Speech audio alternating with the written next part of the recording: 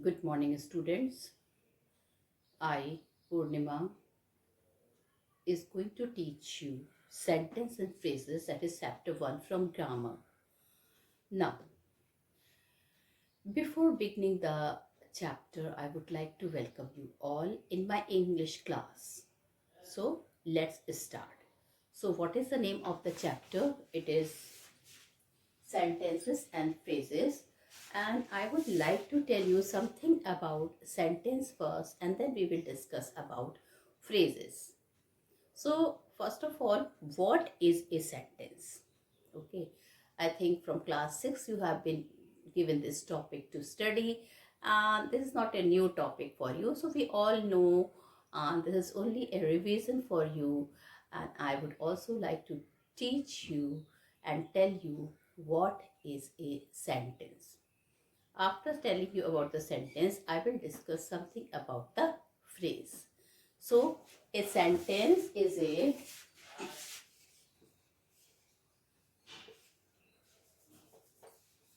sentence is a group of words. So, what is a sentence? It is a group of words which has a complete sense, is called a sentences. Okay, so this is all about a sentence. What is a sentence? A sentence is a group of words which has a complete sense, is called a sentence. Now, a sentence is a group of words. Now, children, now coming back to this word, a group of word. Now, children, a group of word, there are so many types of group of word. Okay, as I am going to write it on the board, like me, Ravi can walk fast. Ravi can walk fast. Fast walk Ravi can. Now there are two types of sentence here. As you can see, Ravi can walk fast and fast walk Ravi can. So these both sentences are the group of words. But sentence number 1 has a complete sense. It is making a complete meaning. So this is a sentence. Sentence number 1 is a complete, is a group of word. Sentence number 2 is also a group of word. But children, you can see sentence number 1. I am going to read it. Ravi can walk fast. Second is fast walk Ravi can. Two sentences are there, but sentence number 1 is making a group of word. So it is a complete, it is a sentence. Okay. So children, you can see a sentence is a group of word which makes a complete sense. In sentence number 2, you can see fast walk Ravi can.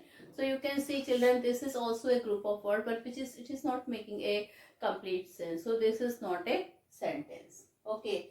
So once again, I am going to tell you what is a sentence. A sentence is a group of word which has a complete sense, or which makes a complete sense, is called a sentence. Okay, as you can see, two sentences are there. Both are group of words. Ravi can walk fast, but first sense is making a complete sense, first sentence, so it is a sentence. And you can see fast walk Ravi can, so this is not a sentence because this is not making a complete sense. Okay, so a group of words which makes a complete sense is a sentence. Now children, there are some characteristic is there in a sentence. Okay, a sentence always start with the capital letter. Now a sentence always start with the capital letter. This is a children, this is a future. Okay, like you can see, Ravi can walk fast. If Ravi is written with a small letter, then this is not a sentence. Why? First of all, it is a name, it should be written with a capital letter, and it is a starting word. It is an initial word, it is a starting word, first word in a sentence. So whether it is a name or not name or whatever it is, the first word always start with the capital letter. So here R should be written with the capital letter, and it always ends with a punctuation mark. A sentence always had a full stop or a question mark or an exclamation mark. As you know, children, there are different type of sentence. Is there assertive sentence? If assertive sentence will be there, what is assertive sentence which makes a statement? So it is a sentence which makes a statement, so it should always have a full stop. The sentence, children, which doesn't make a sentence, if it is a negative sentence, then also it will have a full stop. Now the sentence which asks the question, so what is that? The sentence which asks the question is a, children, the sentence which asks the question is, what to say, uh, it is interrogative sentence, so it should have a question mark, and which ends with the exclamatory sentence, and with the explanation, so it should have a exclamatory marks. So a sentence always ends with a question mark or a full stop or a exclamatory mark. So these are the characteristic of a sentence. So there are different type of sentence, like the first is assertive sentence. In assertive sentence we have positive sentence and negative sentence. Then second is positive sentence, negative sentence. Then children, second sentence is exclamatory sentence.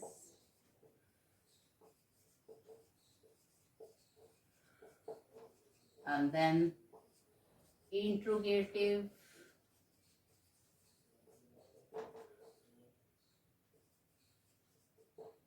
And fourth is optative.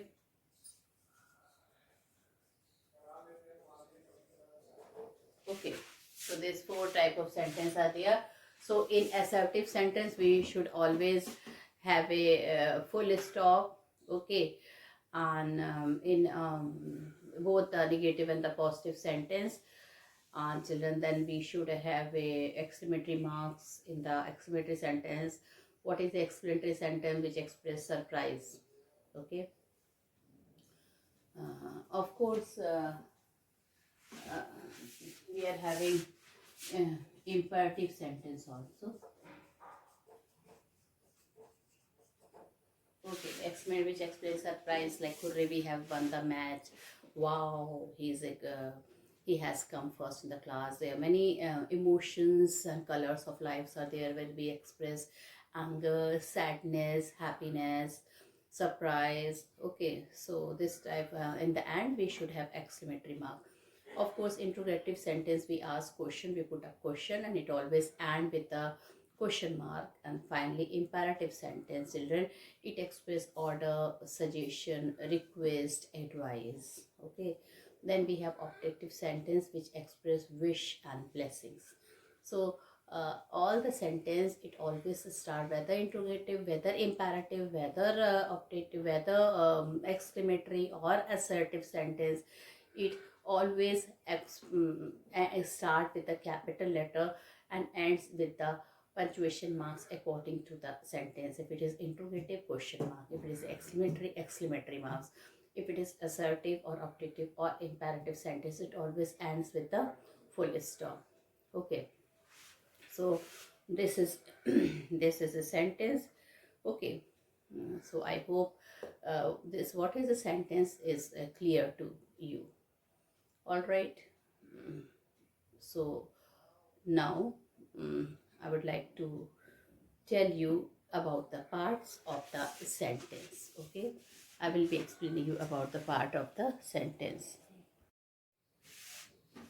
Now children, I would like to tell you about the parts of a sentence. Okay, just now I have told you what is a sentence. Now I'm going to tell you parts of a sentence.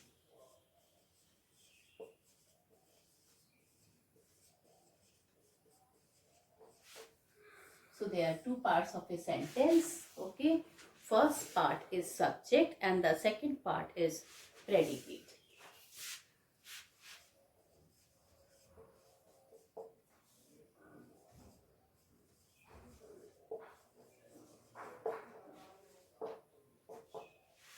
First part is subject and second part is predicate. There are two parts of a sentence. First part is subject. Second part is predicate. Okay. Now I will tell you what is a subject and what is a predicate. First part is subject and the second part is predicate. So I would like to tell you what is a subject and what is a predicate. Now children, the first part is subject and it tells that what a sentence is about. So the first parts tell us what is a sentence is about. That means what is the thing which is being discussed in the sentence. What is the thing which is being discussed in the sentence. That means what thing is told, what is that subject is always is a noun or pronoun. So remember two things. What is being talked about? What are the things which we talked about is a subject. Subject it can be either a noun or pronoun. Okay, so always remember the first part is subject in a sentence and children. So what is the subject? That means the things which is talked about. Okay, that is a subject and it should always be either a noun or a pronoun. So this should be there. Okay, the second part of a sentence is the predicate and that says something about the subject. It speaks something about the subject. Okay, like Roma reads a book. Now this is a sentence which I have written here and you can see children in this sentence, if you will see what is the thing which is being talked about in the sentence. That means what is the noun here, what is the pronoun here. So it is Roma. Roma is a noun here and she something is told about Roma. So children, that thing Roma is a subject here and what is being spoken about Roma, what is being told about Roma is a predicate. So this is a subject, you can see I hope, and the underlined part is a predicate. Okay. One more thing I would like to make you clear. Children, when in the predicate, verb is a must. Predicate carries verb. Even if two words are there, and you can see now one example I will be giving to you people, like if you will see this sentence.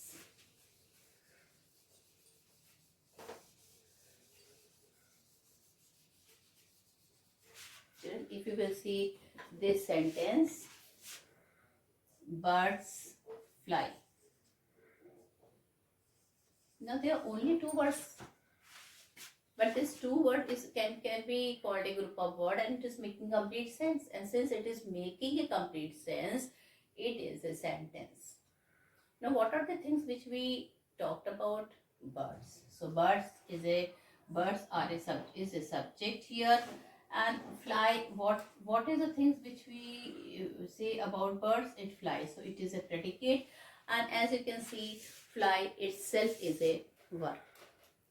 So this thing is clear to you, children. Fly is a verb here. Okay, fly is a verb here. All right. So birds fly. This is a sentence because it's a group of word. It is start with the capital letter. It's have a full stop at the end. So definitely this is all the characteristic of a sentence here. So this is a sentence, though there are only two words are here. Now, what are the things talks about? It's a bird. Bird is a thing which we are talking about, and it is a noun. Okay, so I told you subject can be either noun or it can be either pronoun. All right. Now, children, one more thing I would like to tell you. Children, birds fly. Fly. What is we are speaking about? We are speaking about bird. It is flying. So fly is a predicate here, and I told you predicate always have a verb. So fly is a verb here. Okay. So I hope it is clear to you. So what is the future of a subject? As I am going to read now what is written in your book. I hope now you will understand. Every sentence has two parts, namely a subject and a predicate. Okay, so every subject has two parts. One is subject and the other is predicate. The subject is the first part of a sentence and tells about a sentence. So it is what is the sentence is about. The predicate is a second part of a sentence that says something about the subject. Okay, Roma reads a book. This example is given here in your book. So Roma is a subject here because we are talking about Roma here, and Roma, as you can see, it is a noun. Okay, and reads a book is a predicate. Reads a book is a predicate. Now I would like to tell you once again, I would like to read you over what is written in the book about the feature of subject and predicate. The subject is always a noun or a pronoun or a group of words that does the work of a noun. The old palace is considered haunted. The old palace is considered haunted. Now if you will read this sentence, you can see we are talking about what? We are talking about the old palace. Palace, the old palace. Adjective is also here. But this is a subject because we are talking about the old palace, and palace is a noun. Is considered haunted. Is considered haunted. So there is a verb, and is considered haunted is predicate. All the boys are in the ground. All the boys, it is a subject. Okay. Are in the ground is a predicate. Now, what is the feature of predicate?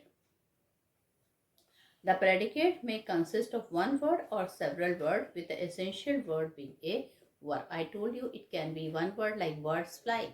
Here subject is only one word. Okay, and fly is predicate. It is also of one word. Okay, and it itself is a verb.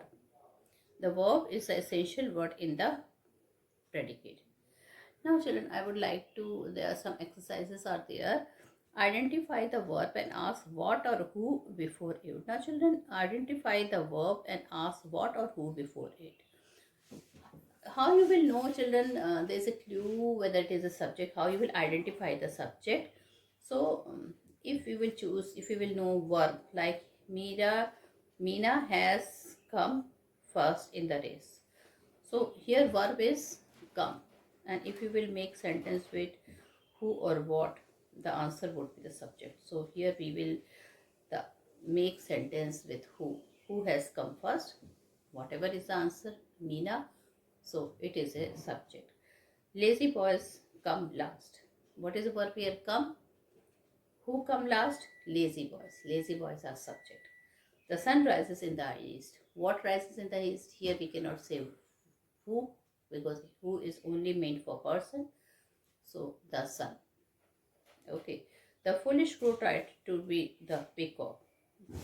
Who tried to be the peacock? The foolish crow. So in this way, children, you have to do, I have told you certain hints. So you have to complete exercise number 1. Okay. So this is all. Now one more thing. Just now I was telling you about two types, that the sentence has a two part. One is subject and the other is predicate. Okay. Now I would be telling you something about the object. There is a subject and object is also there when we will be reading tense, when we will be reading phrase, when we will be reading clause. So all this subject and object is there. Remember children, subject and predicate only is a part of sentence. But another thing we must know, that what is a object and subject in a sentence. Subject I have told you, it can be either noun or pronoun, but object I am going to discuss with you. Okay, so when the verb in the predicate is a transitive verb. What is a transitive verb, children? Let me first I will be explaining you about transitive verb. Okay, then only you will understand.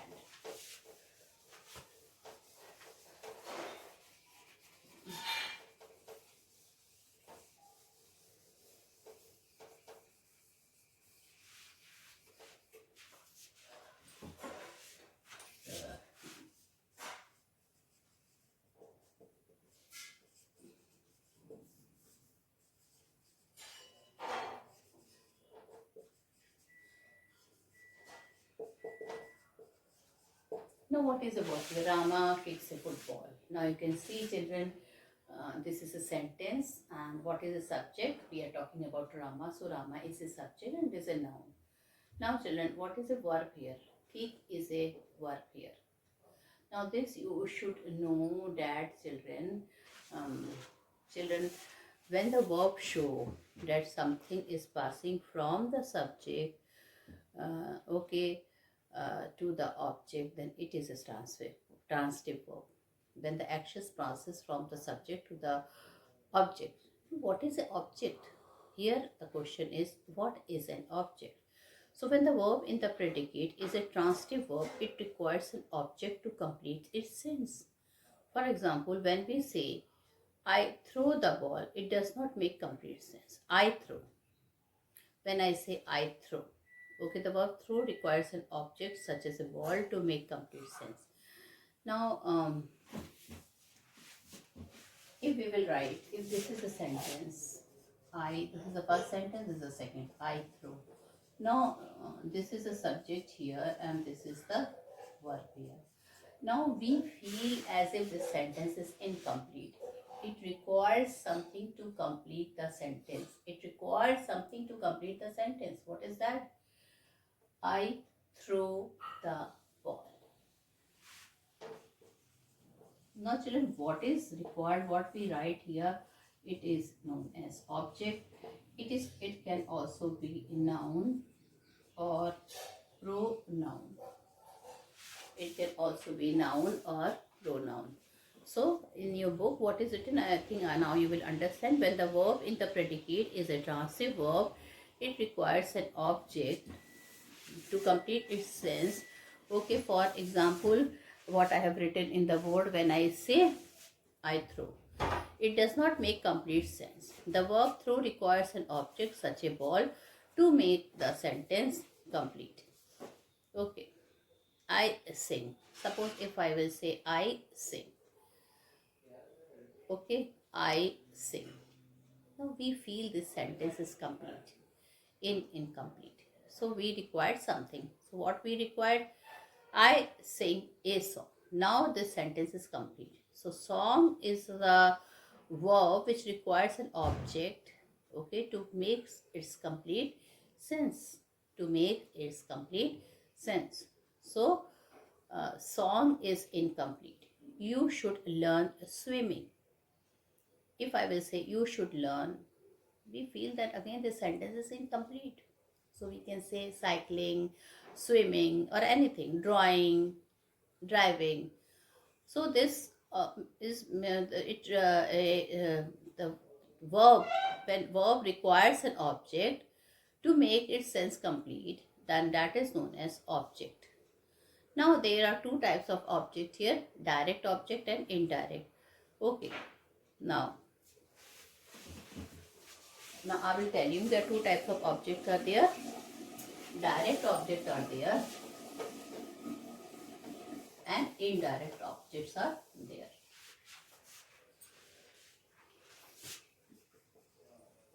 There are two types of objects are there. Okay. One is a direct object and other is indirect object. So there are two types of objects are there. One is direct object and the other is indirect object. Okay. So this is the example. The teacher gave sweets to the students. Now this is a subject, this is a verb. Okay, this is a thing. The things is a direct object, and children, the person is an indirect object. So two types of objects are there. The noun answering what after the verb is called the direct object. The noun answering what to the verb, and the noun answering the person for whom something is done is the indirect object. Okay, so sweets, what does the teacher give? We are making the question with the verb, with the word what. So it is sweet, it is a direct object. Okay, and to whom the teacher gave sweets? To the children. So this is an indirect object. Okay, and children, so you have to ask what after the verb for the direct object, and ask for, from, whom, to.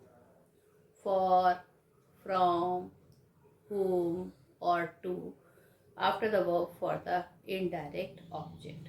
Like, please accept my apology. Okay, accept what? My. My is a direct object.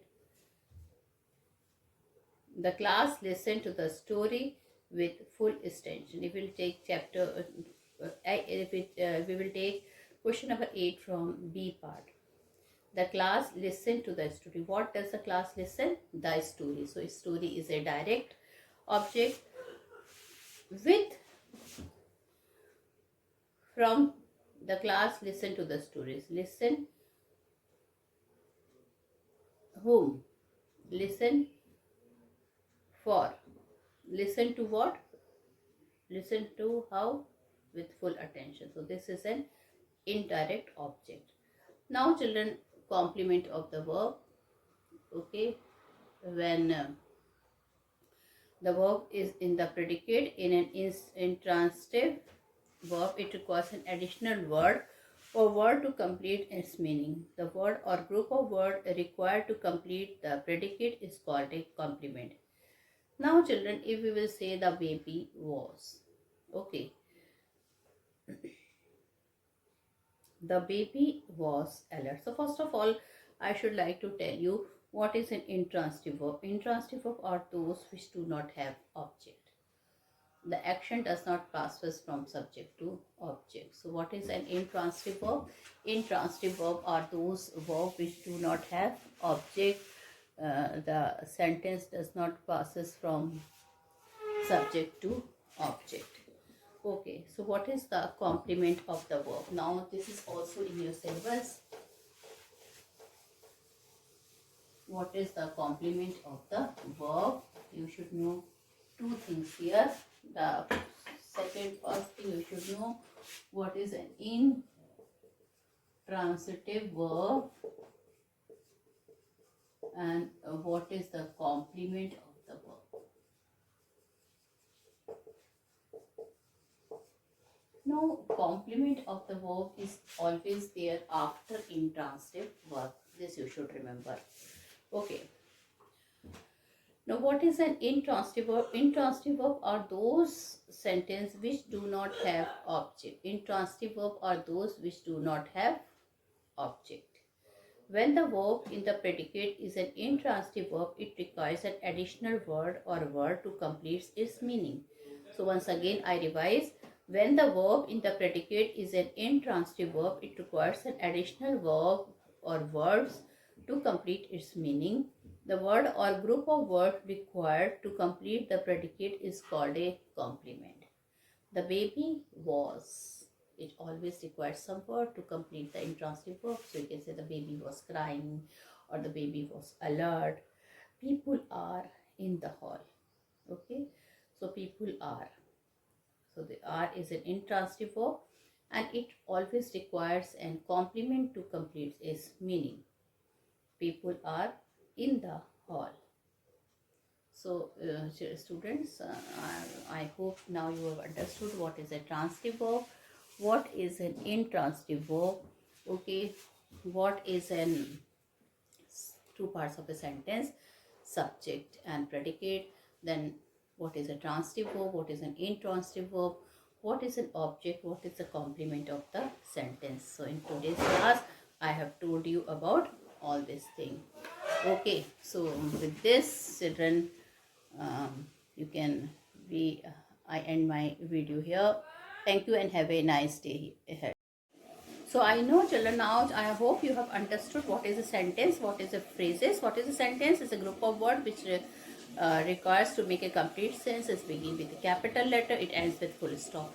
Then the two parts of the sentence is clear to you, subject and object.